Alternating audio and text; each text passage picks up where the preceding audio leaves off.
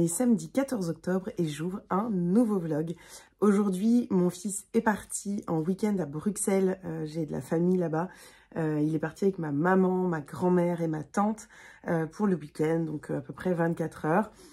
Ça va me permettre de me reposer. On va passer un petit peu de temps, juste mon chéri et moi. Et puis cet après-midi, je vais à la Cozy Mystery de Flo et Estelle, où on va rencontrer Karine Pitocchi, une autrice que j'ai très hâte de rencontrer depuis très longtemps.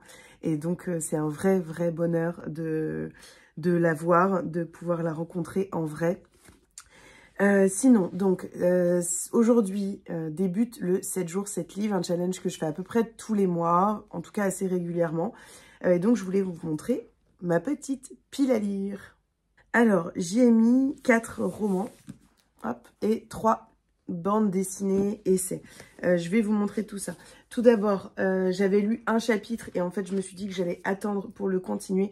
Cozy Christmas Mystery, retour à Sainte-Marie-Île de Karine Pitocchi, où l'on rencontre donc Joanne Brown, qui est scénariste d'une série suivie par toute l'Angleterre. Et puis, en fait, elle va disparaître parce que elle veut fuir son super connard d'ex.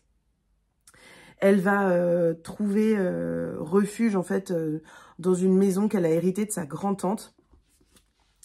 Et voilà, il va s'en suivre pas mal de choses et notamment le décès de plusieurs vieilles dames. Et donc, elle va se lier un petit peu avec d'autres personnages pour découvrir ce qui se passe. C'est un Cozy Mystery. J'aime bien les Cozy Mystery, j'en lis de temps en temps, mais surtout c'est un Cozy Mystery de Karine Pitocchi. Et donc, j'ai trop hâte de retrouver sa plume dans un autre style. Donc voilà, j'en suis au chapitre 2 et je le continue aujourd'hui, surtout que je la rencontre pour ce roman, notamment aujourd'hui. Je vais également lire Matria de Juliette Garrigue. C'est publié chez Livres Agités. Je l'avais acheté avec Pascal quand on s'est vu la dernière fois. C'est un livre, je crois, un petit peu dystopique. Matria, île utopique, a été sauvée et protégée. Il y a plus d'un siècle de l'avidité destructrice des hommes par un groupe de femmes. Et d'après ce que j'ai compris, c'est un petit peu l'histoire de ces femmes qui vivent en majorité avec le pouvoir de la nature, l'intersubsistance, la liberté des genres. Voilà, je vais voir un petit peu ce qu'il en est. J'ai pas trop envie d'en savoir plus. En tout cas, c'est un livre qui, je pense, se lit assez rapidement. Il fait à peu près 200 pages et donc voilà, ce sera une de mes lectures de cette semaine. J'aimerais également lire ces 2 romans de la sélection du prix HarperCollins 2024. Il y a donc Ajar Paris de Fanta Dramé, hop, que je vais lire, je pense aujourd'hui d'ailleurs. On est en 2013, après le décès de sa grand-mère. Fanta Dramé se rend pour la première fois en Mauritanie, à Ajar, le village natal de son père. Ah donc c'est un récit autobiographique. De retour à Paris et bouleversée par ce voyage, elle décide d'aller à la rencontre du plus troublant des paysages, celui de ses origines. Je n'en dirai pas plus. Il a l'air quand même assez dense. Les marges sont assez petites, mais il fait moins de 200 pages, donc ça devrait se lire assez rapidement. Et le dernier roman, c'est Maman à moi de Valérie Bonneton. J'avoue que c'est celui qui me fait le moins envie de cette sélection. Parce que le personnage principal, le narrateur, c'est Gaston, un bichon maltais, donc un chien. Voilà, je suis pas certaine que ce soit un texte qui me parle, donc je vais le lire un peu, mais je m'obligerai pas à le continuer si vraiment ça me plaît pas, parce que c'est pas du tout mon style. Enfin voilà, et puis je suis pas une adepte complète des chiens, et donc bon, c'est pas forcément un livre qui me fait hyper envie, mais je vais le lire et je vous dirai ce que j'en pense. Sinon, je vais en profiter pour lire Pourquoi tu te moques, grandir avec l'X fragile. C'est donc une BD qui parle des troubles du développement intellectuel. C'est de Corrigan et Emily Weiss. Vous savez à quel point j'aime Corrigan, qui est vraiment une illustratrice que j'apprécie énormément, que je suis sur les réseaux sociaux depuis très longtemps. Et donc, je suis extrêmement contente de pouvoir découvrir, enfin, retrouver ces dessins à travers une histoire qui forcément va me toucher parce que parce que je suis dans le domaine de la psychologie, je suis psychologue et donc c'est un thème, notamment avec les enfants, qui m'intéresse beaucoup. Je vais lire également pour le mois d'octobre rose Face au vent de Fanny Lib et Cyrielle Pisapia. Pareil, Cyrielle Pisapia, j'avais beaucoup aimé sa bande dessinée sur la sclérose en plaques. Je me souviens plus comment elle s'appelait. Le Passager. Toujours dans la même maison d'édition, c'est le Duc Graphique. Et là, elle met en illustration l'histoire de Fanny Lib qui se confie sur son cancer du sein. Voilà, donc je vous en dirai des nouvelles. Les dessins ont l'air très jolis. Donc voilà, je vous en parle très très vite. Je pense que ces deux bandes dessinées vont, comme d'habitude avec les bandes dessinées de Le Duc Graphique, me bouleverser un petit peu. Et puis, j'aimerais beaucoup lire pendant ce 7 jours, 7 livres, et je pense que ça va largement être faisable. Les femmes aussi ont fait l'histoire de Titiou Lecoq. C'est donc l'adaptation de son livre Les Grandes Oubliées, enfin de son essai Les Grandes Oubliées, qui nous parle des femmes effacées dans les livres d'histoire notamment. Et ici, on a l'adaptation pour la jeunesse, young adulte, donc je ne sais, à partir de 8-9 ans, je pense, et puis jusqu'à 99, j'imagine, où voilà, on a des magnifiques dessins, et on nous parle un petit peu des femmes de la paléolithique à aujourd'hui. Donc trop hâte, ça a l'air vraiment génial, il y a des très jolis dessins. Et pas mal de textes quand même. Donc voilà, ça va être une de mes lectures de ce 7 jours, 7 livres. Donc voilà pour ça. Je vous montrerai quelques images de la Cozy Mystery si j'y pense, si j'ai le temps. Sachant que voilà, c'est une sortie que je fais, j'y vais mollo. Mon père m'a prêté sa voiture pour pas que j'aie à prendre les transports. Et je vais rester beaucoup assise, donc ça va pas être la Louise de d'habitude. Mais voilà, ça me tenait à cœur d'y aller. Ça me tenait très à cœur de rencontrer Karine Pitoki. Et donc, je suis super contente de pouvoir y aller. Et voilà, je vous fais des bisous et je vous retrouve très vite.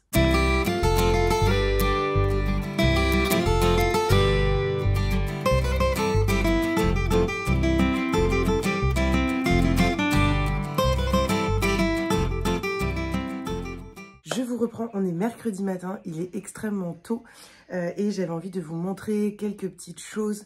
Voilà, aujourd'hui c'est centre de loisirs pour Léon qui est un petit peu occupé pour l'instant, et donc je prends ce temps pour pouvoir vous montrer un peu ce que j'ai reçu, ce que j'ai acheté, vous parler un petit peu de ce qui s'est passé ces derniers jours.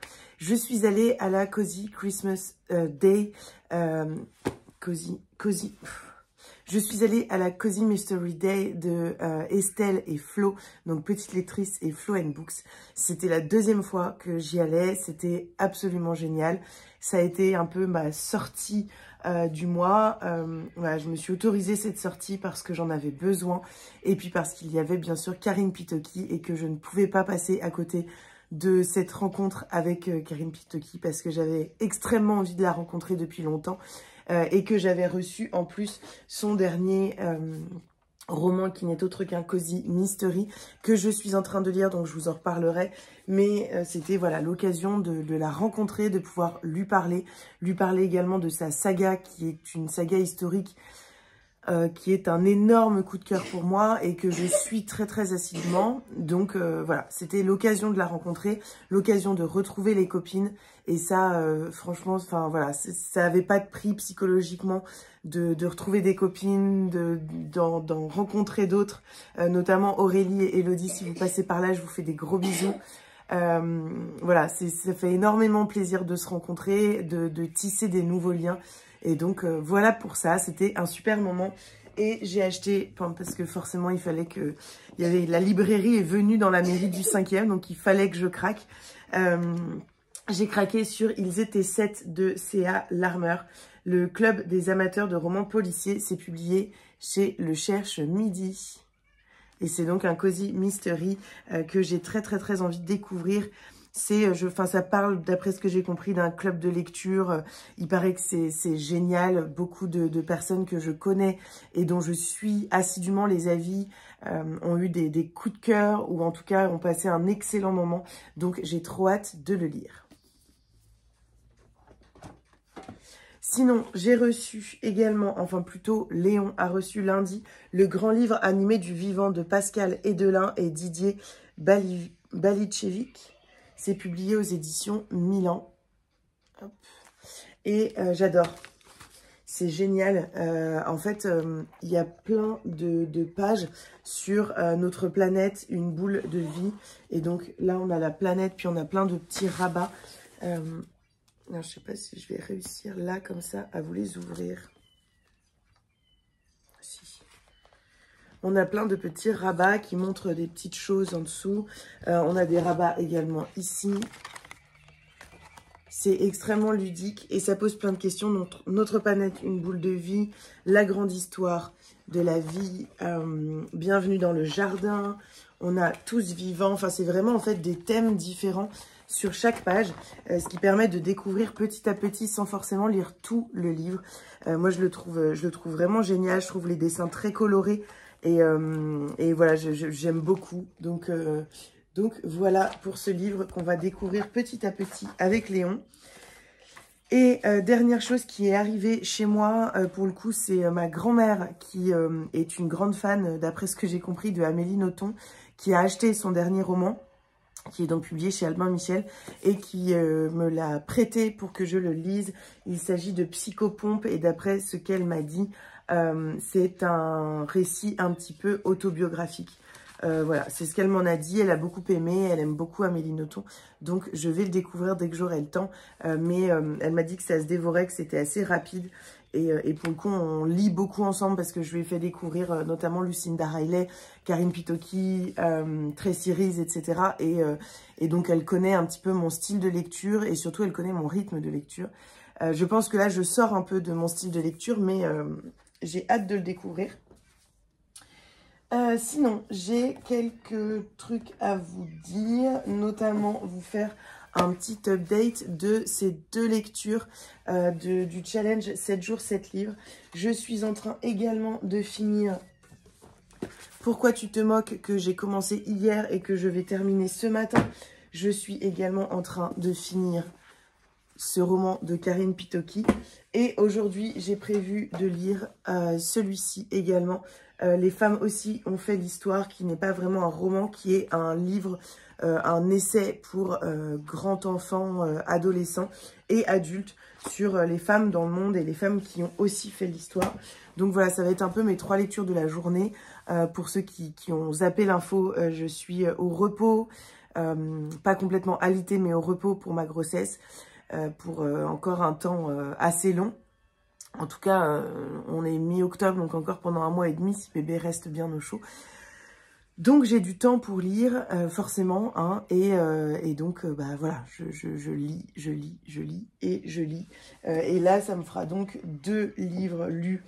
J'ai lu 2 livres, qui sont donc ces 2-là, et je compte là en lire 3, finir 3 aujourd'hui. Hop, après, j'aimerais lire Ajar Paris de Fanta Dramé, que je vais commencer ce soir ou demain. Et j'aimerais lire également la bande dessinée de La Bête. Mais là, je ne sais pas pourquoi, je n'ai que le tome 2. Hop, c'est publié chez Dupuis, ça parle du marsupilami. Chez Dupuis, oui. Ça parle du marsupilami. Et j'aimerais lire le tome 1 aujourd'hui ou demain pour clôturer ce 7 jours, 7 livres. Bref. J'ai donc lu Face au vent de Fanny Lib et Cyrielle Pisapia. C'est une bande dessinée qui est donc publiée chez Le Duc Graphique. Vous savez, si vous me suivez depuis longtemps, mon amour pour cette maison d'édition graphique qui sort des bandes dessinées toujours sur des sujets engagés, des sujets de société, des sujets qui touchent l'humain. Et ici, on va toucher au cancer du sein. Et donc, c'est un album qui se lit en tout temps, principalement, forcément pendant Octobre Rose. Ça a eu une résonance particulière pendant ma lecture. Et c'est un récit autobiographique. Donc Fanny Lib se livre sur son parcours où elle a appris, donc du moment où elle a senti puis appris qu'elle avait un cancer du sein jusqu'à sa guérison et toute la résilience dont elle va faire preuve pendant ce parcours. Tout ce que ça va changer sur sa vie, sur sa façon d'être, sur sa façon de penser. Et puis, Cyrielle Pisapia qui va venir illustrer cette histoire avec beaucoup de douceur, beaucoup de bienveillance. comme un petit cocon qu'elle crée autour de Fanny Lib. Les dessins sont très beaux, très poétiques, très doux en même temps. J'aime beaucoup en fait le trait de Cyrielle Pisapia qui arrive totalement à retransmettre les émotions sur les visages, mais toujours avec douceur. Il n'y a pas de dureté dans ses traits. Et donc, voilà, je trouve ça très, très beau.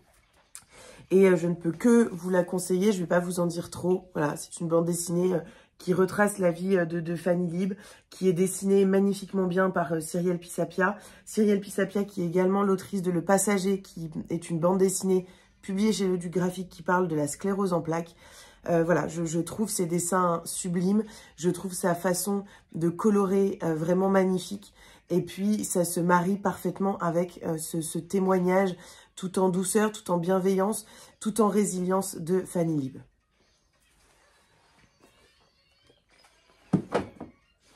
Ensuite, je vais vous parler d'un livre qui n'est pas vraiment une déception parce qu'en fait, je le savais. Je participe cette année au prix HarperCollins Poche Sélection 2024. Et beaucoup de romans me font envie, mais celui-ci ne me faisait pas du tout envie. C'est aussi pour ça que j'ai décidé de le lire assez rapidement pendant 7 jours, cet livre, parce que je savais que le sujet n'était pas un sujet qui me touche et était un sujet qui presque ne m'intéressait pas. Et donc forcément, j'ai pas vraiment apprécié ma lecture, je dois l'avouer, j'ai lu un peu en diagonale aussi. Certains moments, pas le début, mais à partir de la moitié, j'en avais marre, mais je voulais le finir parce que c'était pas non plus une déception, c'était pas non plus une horreur. C'est un livre qui est plutôt bien écrit, qui est rigolo, parce qu'on suit le bichon maltais de Valérie Bonneton, en fait, elle est artiste, oui, enfin, elle est actrice, et elle écrit ici...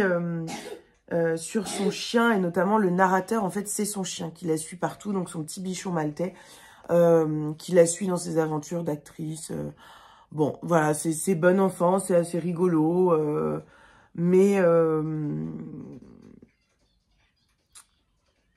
c'est pas quelque chose qui m'a complètement happée, c'est pas quelque chose qui m'intéresse plus que ça, cette vision d'un chien de la vie. Après, je trouve que l'actrice se met assez bien au niveau de son chien, qu'elle arrive assez bien à nous immerger dans cette histoire. Et puis, il y a quand même des sujets qui sont abordés, qui sont plutôt importants, notamment la maladie grave d'un enfant. Mais voilà, encore une fois, ce petit Gaston, bon, bah, c'est rigolo. C'est rigolo, mais moi, c'est un livre qui ne m'a pas transporté, c'est un livre qui me marquera pas. Voilà, donc je vous le conseille pas forcément, mais je vous le déconseille pas non plus. En fait, ça dépend vraiment si le sujet vous intéresse. Si le sujet vous intéresse et que vous avez besoin d'un roman un peu rigolo, allez-y. Sinon, passez votre chemin. On est vendredi et je viens pour clôturer ce vlog. Décidément, j'ai du mal à être assidue alors que je suis à la maison toute la journée. Je pense que mon esprit est pris par d'autres choses. J'ai tourné d'autres vidéos pour le coup, mais je ne suis pas venue clôturer ce vlog. Donc, je le fais tout de suite. Je vais vous parler de plusieurs livres que j'ai lus, notamment d'une bande dessinée, et puis vous montrer une réception. Je vais commencer par la réception. J'ai reçu un magnifique objet de la part de Kalian, accessoires vintage. Donc, Jeanne, que je remercie chaleureusement parce que... Je suivais déjà son travail, notamment depuis que Laura de Laura's Reading avait reçu un de ses produits.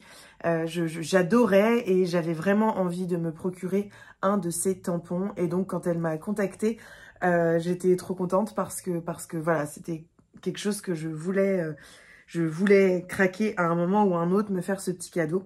Et elle me l'a fait, donc je la remercie chaleureusement. C'est un petit tampon. Comme ceci, je vais vous montrer un petit peu tout ça. Alors, hop, voici la petite carte. Ce sont donc des petits accessoires et notamment ici un tampon ex libris pour donc annoter notre livre, montrer qu'il est à nous. C'est envoyé dans cette très jolie petite pochette dans laquelle on peut le ranger également. Et donc, ça ressemble à ça. Je vais vous montrer. Moi, j'ai choisi la couleur noire nocturne. C'est une encre qui est assez grosse. Voilà, elle est assez grande. Hop. Et donc, ça donne ceci.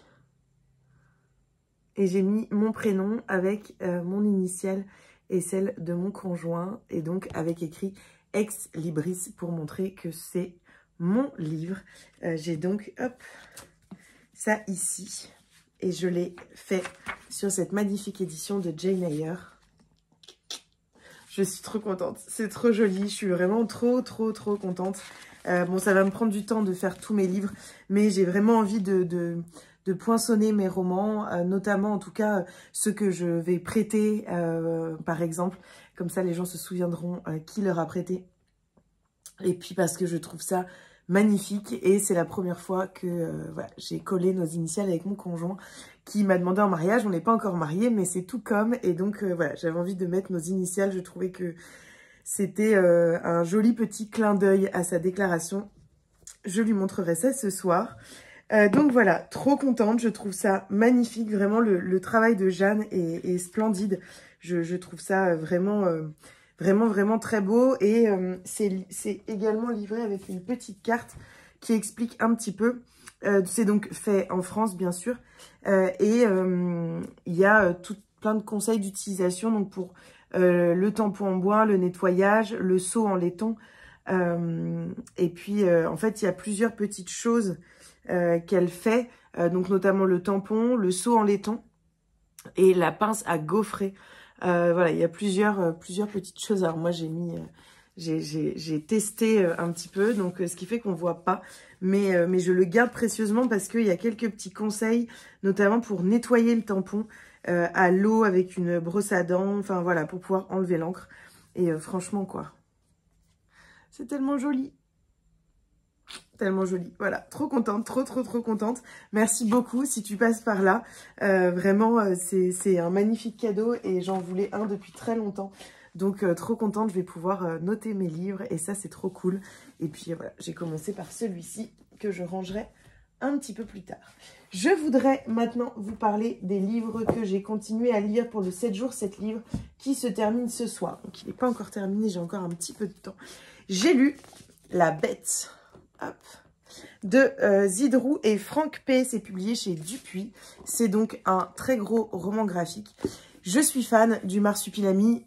On va remettre les choses en contexte. J'étais fan du Marsupilami quand j'étais petite. J'aimais beaucoup le dessin animé et l'histoire du Marsupilami, de cette bête un peu étrange qui n'existe pas. Et ici, on a vraiment l'impression que cette bête existe sous les illustrations, sous le trait de Franck P. Qui est superbe, j'ai trouvé, et qui rend vraiment réaliste le Marsupilami. Et puis l'histoire que nous conte Zidrou, donc le Marsupilami qui est ici, si vous voulez, en fait, dans La Bête, c'est vraiment une adaptation de ce personnage, de cet animal, de façon beaucoup plus réaliste, de façon beaucoup plus sombre, et dans un contexte historique, et donc à remettre dans ce contexte historique. Le Marsupilami arrive en bateau à Anvers. C'est un des seuls animaux qui est encore en vie parce que le bateau a eu du retard et que tous les animaux sont morts. Lui c'est une bête assez violente et en même temps qui est malmené par les hommes depuis toujours. Il va s'enfuir de ce bateau, il va réussir à s'enfuir et il va rencontrer un jeune homme, donc ce qui me rappelle forcément un petit peu la trame du dessin animé, mais là on est vraiment sur une période historique de l'après-guerre. Ce jeune homme que le Marsupilami rencontre est un jeune homme qui aime beaucoup les animaux, qui recueille les animaux et qui n'est autre que le fils d'une femme française et d'un soldat allemand. Donc autant vous dire qu'après la Seconde Guerre mondiale, être le fils d'un soldat allemand, on n'était pas vraiment très bien vu. Et donc c'est un jeune garçon qui subit du harcèlement et des moqueries, etc. Beaucoup de railleries. Et donc c'est leur rencontre et la vie de ce Marsupilami, la vie de ce jeune homme que l'on découvre dans cette bande dessinée.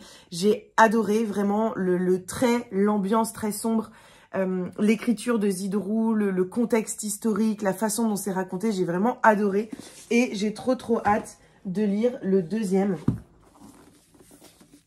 qui est encore plus gros pour vous donner une idée. Et vraiment, c'est des gros romans graphiques. Ça, c'est le 1 et ça, c'est le 2. Donc, le 2 qui est bien au moins un tiers de plus, je pense. Et que j'ai trop hâte de découvrir. En plus, si vous voulez, en fait, il n'y a pas beaucoup de paroles. Les dessins sont grands. C'est vraiment des grandes... vous voyez, des grandes cases avec beaucoup de détails et en même temps des couleurs assez sombres. Une ambiance assez noire. J'ai vraiment adoré. Et ça, donc, c'est le tome 2 dont je vous parlerai très rapidement parce que je pense que je vais enchaîner, en fait, avec le tome 2, sachant que le tome 1, je l'ai terminé hier soir, ce matin. Hier soir, la bête, je l'ai terminé hier soir. Voilà, et ce matin... Toujours juste pour vous donner un peu un aperçu, je suis toujours dans Cozy Christmas Mystery que j'espère terminer ce soir pour le 7 jours 7 livres, mais je ne suis pas sûre d'y arriver. Je suis toujours également dans l'équilibre du monde, mais pareil, je freine un petit peu ma lecture, c'est très long, très dense, avec beaucoup de lenteur et donc j'ai un peu du mal à m'y remettre, mais j'aime beaucoup. Et par contre, donc là pour l'instant, j'en suis à 1, 2, 3 romans, 3 livres pour le 7 jours, 7 livres.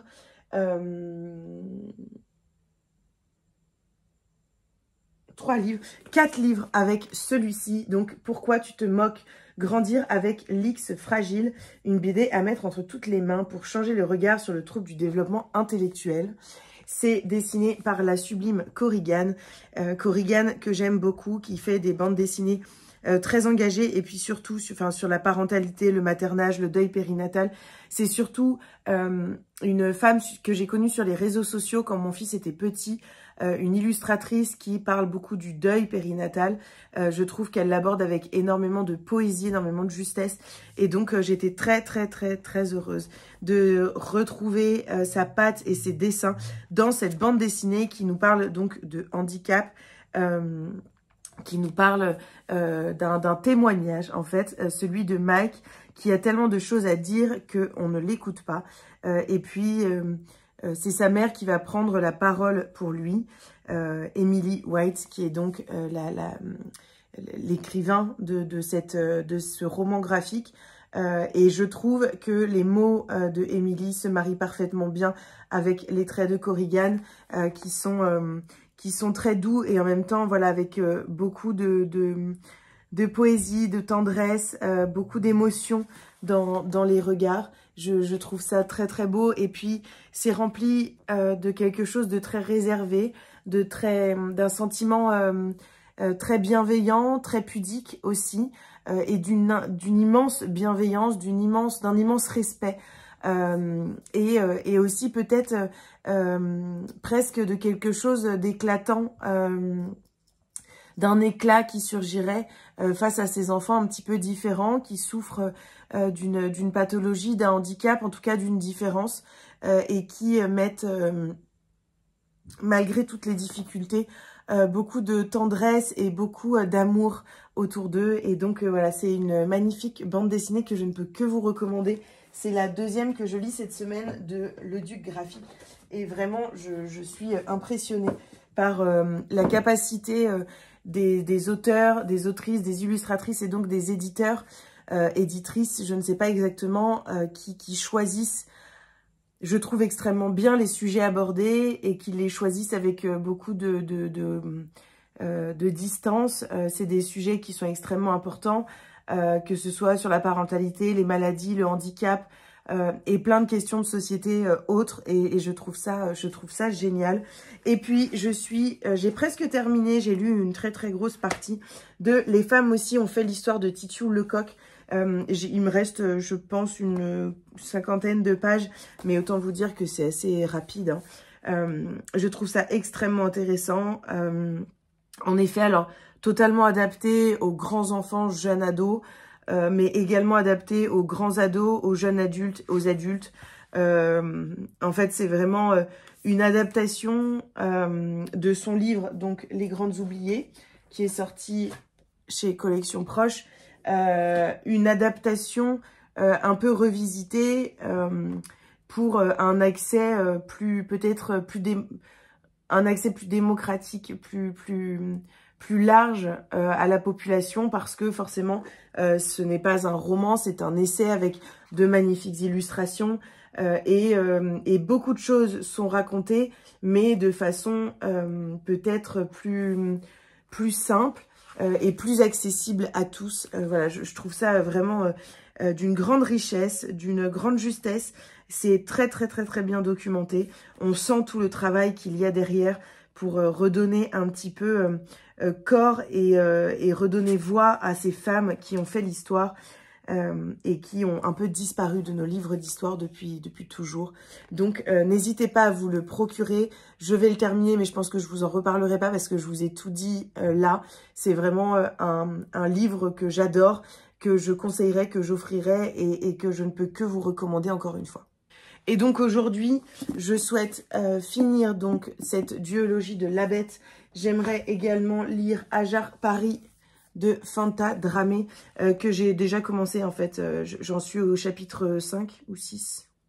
Chapitre 6. J'en suis donc à une quarantaine de pages sur 200, 170. Donc voilà, je vous en dirai des nouvelles assez rapidement pour l'instant. Je le trouve superbe. Et puis, l'objectif, mais je ne sais pas trop si je vais y arriver, je vais peut-être, pour pouvoir clôturer mon 7 jours, 7 livres, changer au dernier moment et lire une bande dessinée.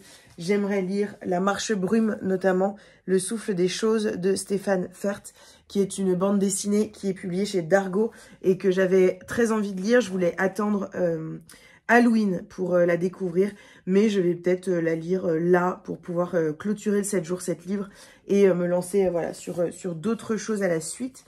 En tout cas, voilà pour ce vlog. J'espère que ça vous aura plu, que vous aurez passé un joli moment en ma compagnie. Et puis moi, je vous dis à bientôt pour de nouvelles vidéos.